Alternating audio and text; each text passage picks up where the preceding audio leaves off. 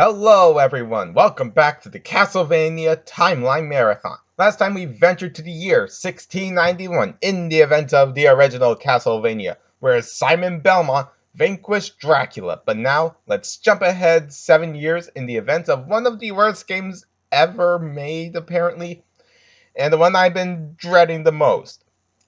Castlevania II, Simon's Quest. Already, I'm gonna be brutally honest here. This is going to be hard to come up with new material to talk about. This game has been bashed, beaten, and just overall not generally liked by the entire population. Almost as much as the likes of Sonic 06, Superman 64, E.T. on the Atari 2600, and Devil May Cry 2. Without further ado, let's jump into it.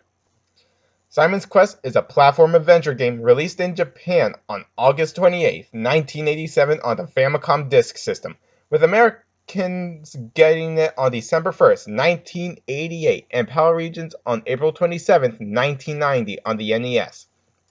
It takes place in the year 1698, where we are once again Simon Belmont, who, after the events of the original Castlevania, got a curse placed on him by Dracula after their previous encounter.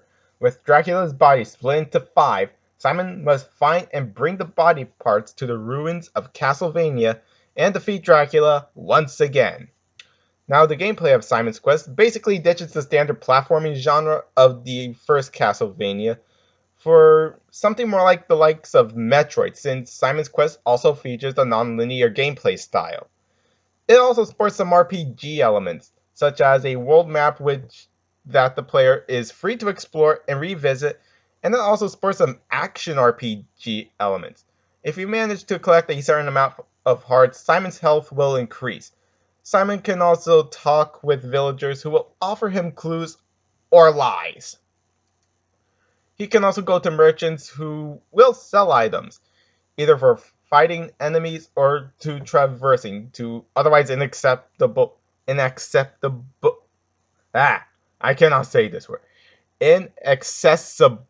areas.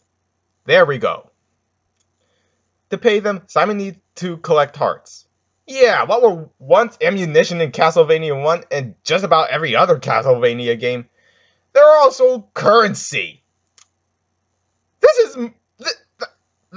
That's just morbid beyond belief, even by my standard. So wait, am I to believe that when Jason punches that guy's heart out in Friday the 13th Part 6, Jason Lives, he's also stealing that guy's wallet? Never mind, just moving on. Now, the biggest thing that Simon's Quest introduces is the day and night transition. In the night, enemies become twice as strong, but they also drop twice the hearts.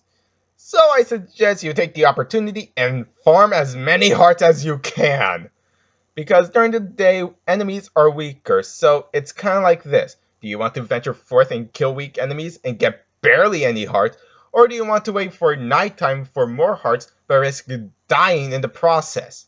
Unless there's a church in the village. So, does the gameplay hold up? I generally believe it does, though I do wish the transition is quicker since it can be a bit slow. Other than that, the gameplay is generally good. So how's the soundtrack? This soundtrack is rather great. This is actually the game that introduces to the soundtrack Bloody Tears and is even used in the Castlevania Netflix series in, I believe, Season 2, Episode 7, For Love. And that version is what I can easily say is my favorite rendition of Bloody Tears of all time. Though the Smash Ultimate Remix version comes in at a close second. So the soundtrack can easily get you into the monster slaying mood. Just make sure to have a certain version of Bloody Tears playing on a constant loop. So despite the infamous reputation of Simon's Quest, is it any good? I'm gonna be completely honest with you all once again. My conclusion might shock a whole lot of you. But Castlevania II Simon's Quest really isn't that bad overall. Outside of the day and night transition, the gameplay really isn't that bad. It is with these reasons I'm giving Simon's Quest also a 7 out of 10. Despite this game's reputation, I can actually manage to find some kind of enjoyment out of the game. Now I want to hear from you all. Do you think Simon's Quest is good and could you recommend it to a friend? Leave your answers in the comments below. Give this video a like if you enjoyed it. Leave your answers in the comments below. And why not share the video with some of your friends? And why not subscribe to the channel, click the notification bell, and follow all my social medias. And join me in the next review, where we're traveling to the year 1748. I'm pretty sure that's the next year in the timeline. In the event of Castlevania Harmony of Dissonance. I'm not looking forward to talking about this game at all. Anyway, I will see you all next time. Take care.